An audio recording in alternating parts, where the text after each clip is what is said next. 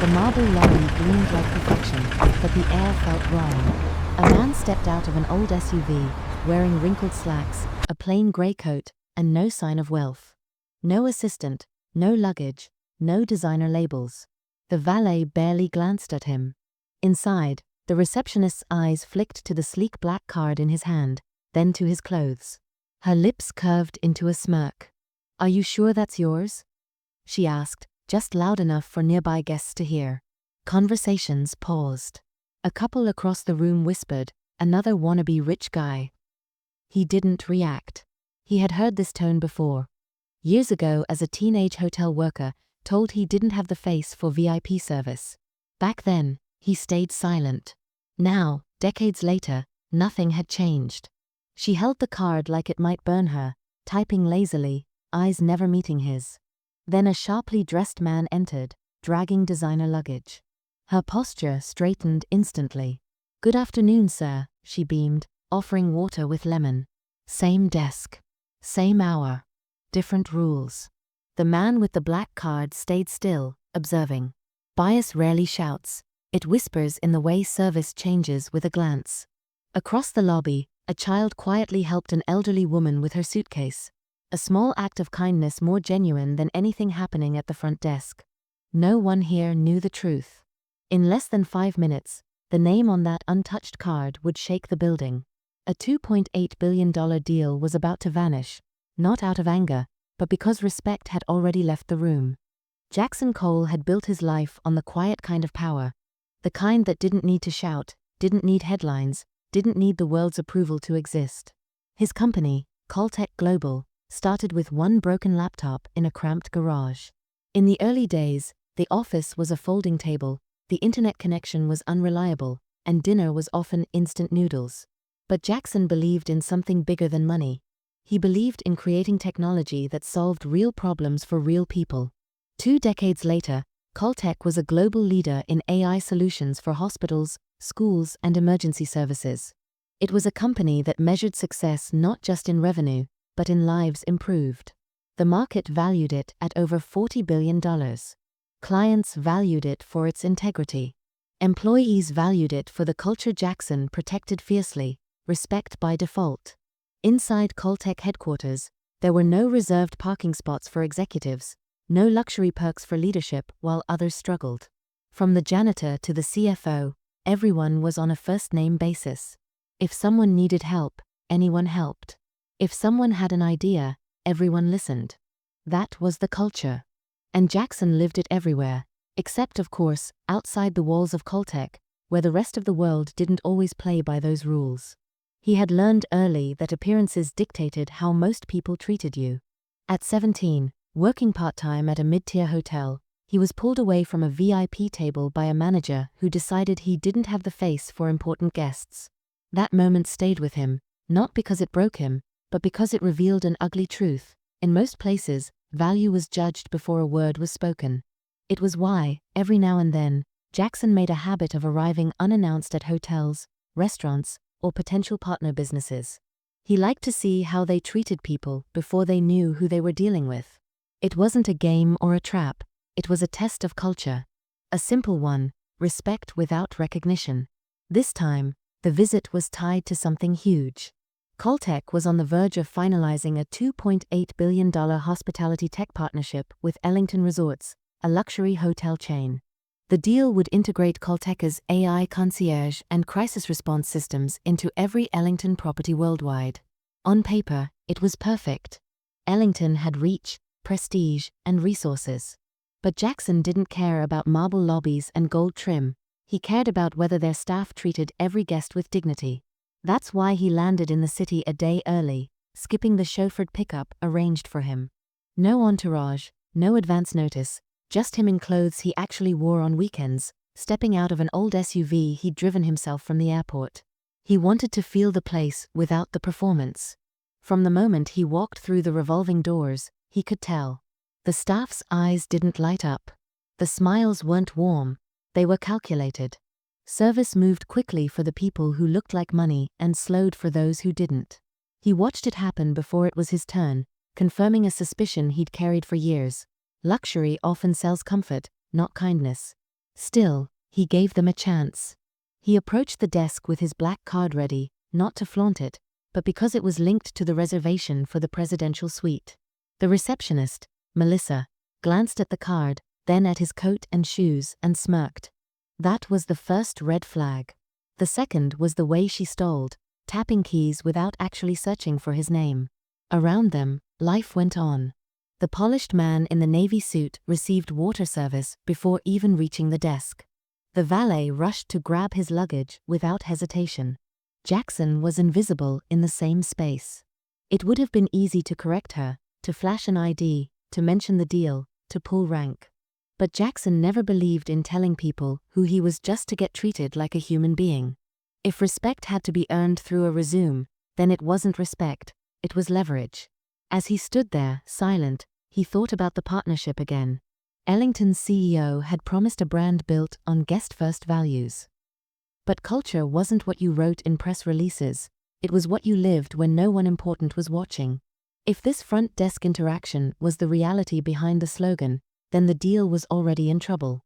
Outside, Victor, Caltecha's COO, was waiting in the car, assuming Jackson was simply checking in. He had no idea that in a few minutes, Jackson's decision would ripple across boardrooms, headlines, and stock markets. In that quiet, marble-walled lobby, the stage was set. No one knew that this ordinary-looking guest was the reason their company's future could shift overnight.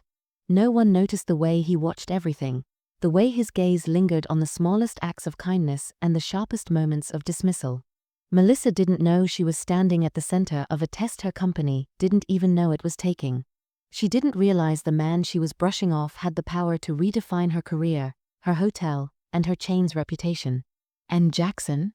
He wasn't thinking about revenge. He wasn't thinking about making a scene.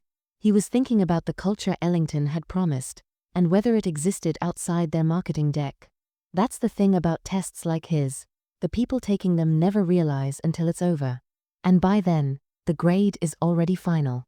Melissa's fingers hovered over the keyboard, tapping just enough to look busy without actually checking anything. Every few seconds, she'd glance past Jackson toward the lobby doors, as if hoping someone more worth her time might arrive.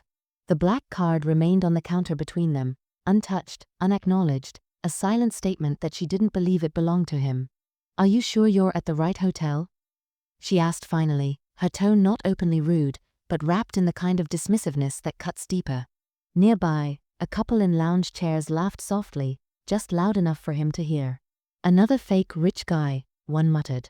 The valet by the door smirked and nudged his coworker. "Look at that coat. Those shoes." Trying too hard, he whispered, not realizing, or not caring, that Jackson could hear every word. Jackson didn't flinch. He had heard this all before, too many times to count. This wasn't about him. It was about the kind of people Ellington put at the front line of their brand. Still, he gave her another chance. "Could you check the partner briefing from this morning?" he asked calmly. "My name should be in it." Melissa's smirk widened. "There's no briefing," she said without looking up. "We'd know if someone like you was expected."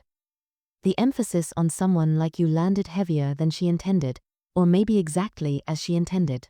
Jackson tilted his head slightly, not in confusion, but in silent acknowledgement. She had just told him everything he needed to know about the culture here. Moments later, the glass doors opened again. A tall European man in a crisp blazer strode in, rolling designer luggage behind him. Melissa's entire demeanor transformed, shoulders back, smile warm, voice sweet. "Good afternoon, sir," she said brightly. "Can I offer you a drink while we check you in?" She gestured toward a polished tray of chilled glasses with lemon wedges, the kind of hospitality Jackson hadn't been offered. He watched without blinking. Same desk. Same employee. Same job. Different treatment, because of appearances. When the man in the blazer moved on, Melissa returned to her bored posture with Jackson. "We're busy," she sighed, waving a hand vaguely toward the seating area. "Please wait for the actual guests to arrive." That was the moment the lobby shifted for him.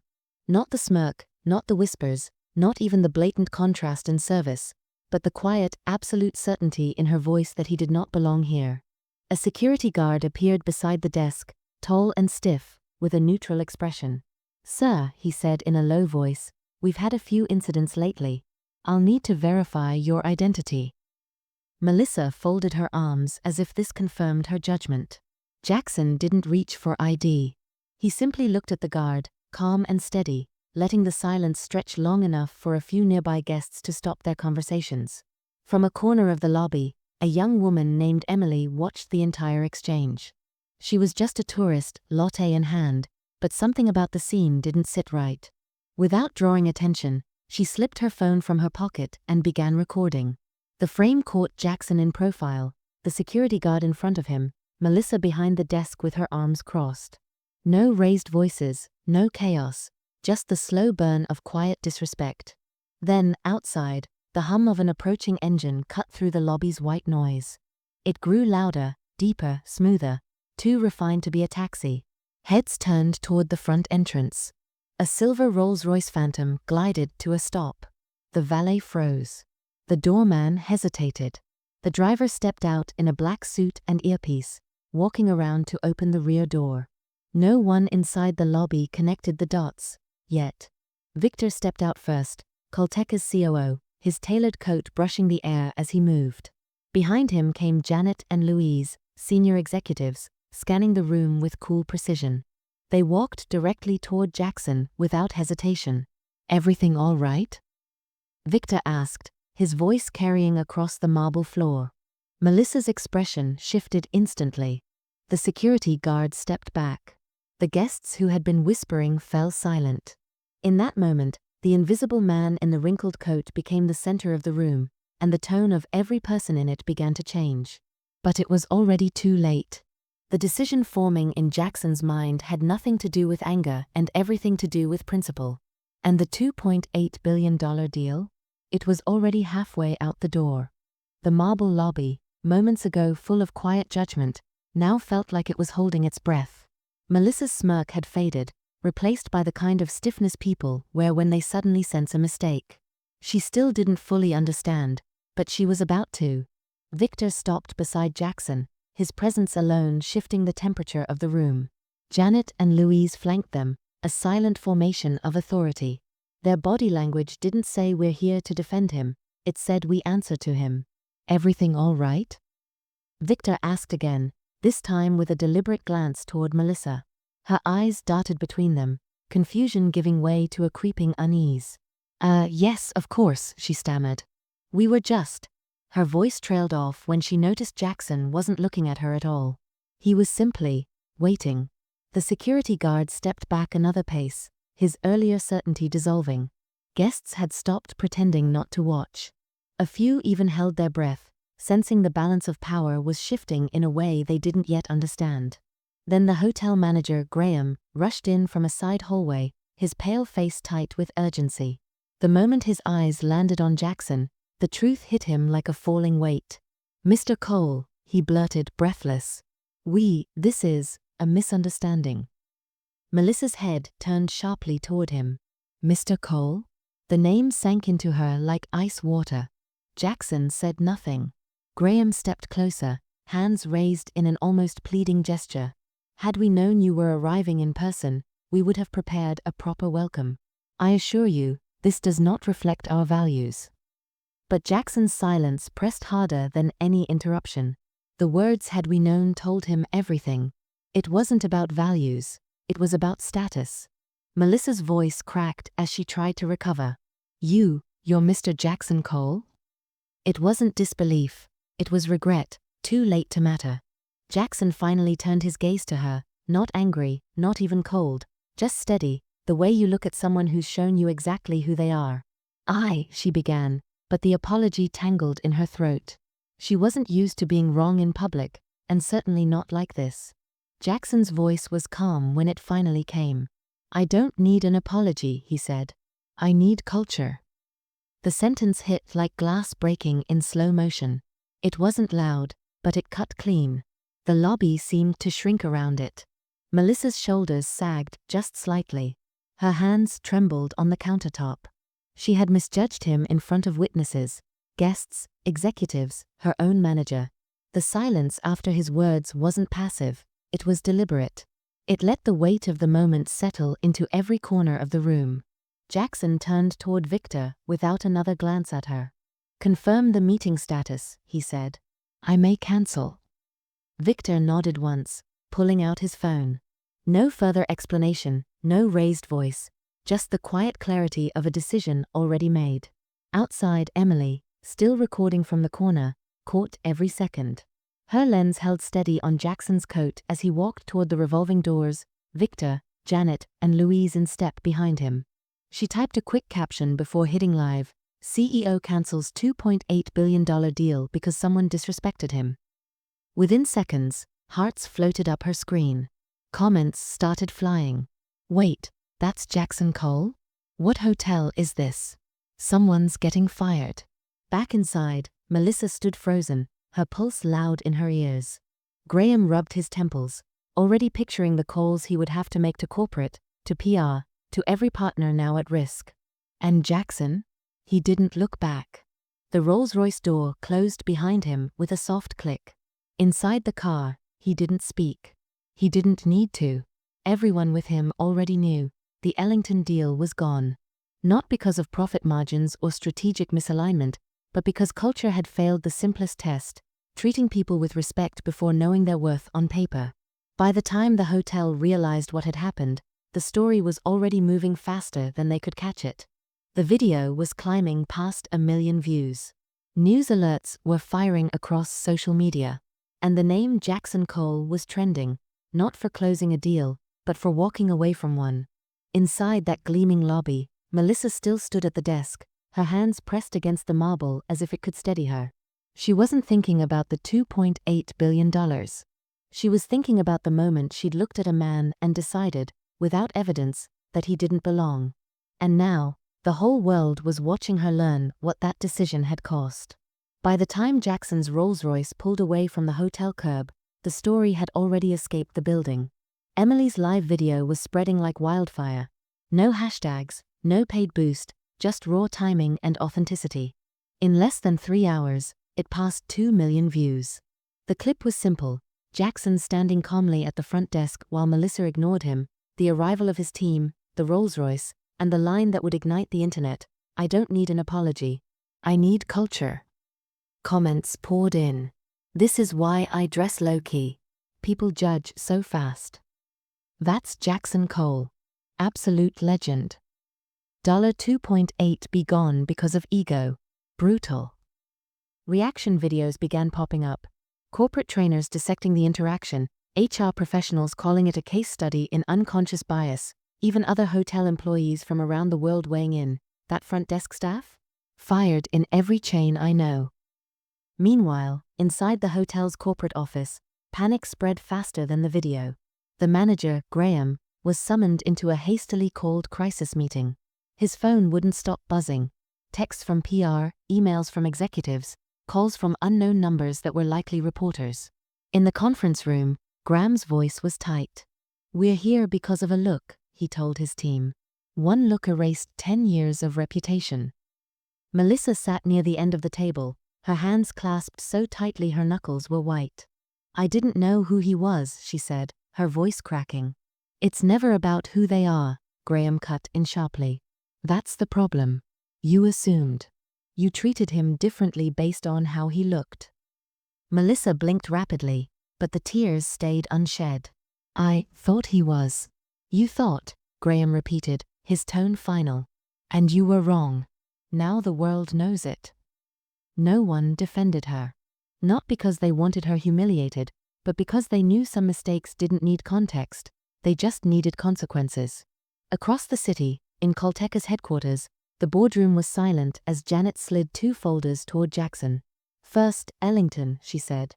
"They've sent a revised offer. Public apology included." Jackson didn't touch it. She opened the second. "The other is human stays. Smaller chain, smaller footprint, but strong values. Transparent culture." Jackson didn't hesitate. "We don't partner with places that devalue people," he said. His tone was calm, decisive. "Human stays." The vote around the table was unanimous. The Ellington folder was closed and pushed aside. No one mentioned it again. The next morning, Caltech's official statement went live. We are proud to announce our strategic partnership with Human Stays, a brand that believes every guest is a guest of honor. No mention of the incident. No public jab at Ellington. Just a clean pivot toward values. Headlines exploded anyway. Caltech chooses culture over luxury. CEO walks away from $2.8 billion deal after staff's disrespect. Human Stays website crashed from traffic. Caltech's stock ticked upward, not from hype, but from trust. Inside Caltech, employees felt a quiet pride. Messages poured in from clients and strangers alike. One email stood out in Jackson's inbox, subject line simple, "Thank you." It was from Arjun Motta, CEO of a logistics firm in Mumbai. "Years ago, I was denied entry to a VIP lounge because I didn't look like who they expected. I walked away quietly. Watching you walk away for all of us made me feel seen. Thank you for showing the world that dignity isn't negotiable." Jackson read it twice, then a third time. He didn't reply immediately. Some messages didn't need instant answers. They needed to be felt. Days later, Emily found herself under studio lights in a televised interview. "You had no idea who he was?" the host asked. "None," Emily said. "Just another man being ignored. But something in his eyes told me this wasn't the first time. And I thought, if I don't show this, who will?" Her clip from the interview trended instantly. Not because she was famous, but because she said what many had lived. It's not about a CEO or a hotel. It's about how fast people decide who matters. Back in his office, Jackson drafted a message to his company. "We can't control how others see us, but we can always choose how we treat them. Kindness isn't weakness. Respect isn't earned, it's owed by default. That's who we are at Caltech, especially when no one is watching." The message lit up screens from New York to Singapore. Some employees smiled. Some nodded quietly. Others just sat back, proud to be part of something bigger than a bottom line.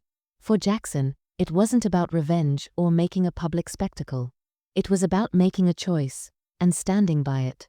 And for Ellington Resorts, it was about learning the hard way that in business, culture isn't an optional extra. It's the deal breaker. Respect isn't a luxury.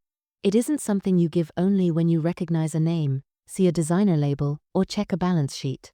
It's the starting point, the default, for how we treat every person who crosses our path. Jackson didn't walk away from a $2.8 billion deal because of a bad day or an isolated mistake. He walked away because culture is revealed in the quiet moments, when no one thinks it matters, when there are no cameras or contracts in sight. And the truth is, we've all been on one side of that moment or the other.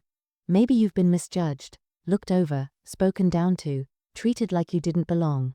Or maybe, without realizing it, you've been the one deciding someone's worth before they even spoke. The question isn't whether it happens. The question is, what do you do when it does? Do you let it slide? Do you look away? Or do you step in, even in small ways, to remind the world that dignity is not negotiable? This isn't just Jackson's story. It's ours. Every share, every comment, every conversation keeps that truth alive. So ask yourself, what side of the moment will you be on next time? And when you have the chance to choose respect, will you take it?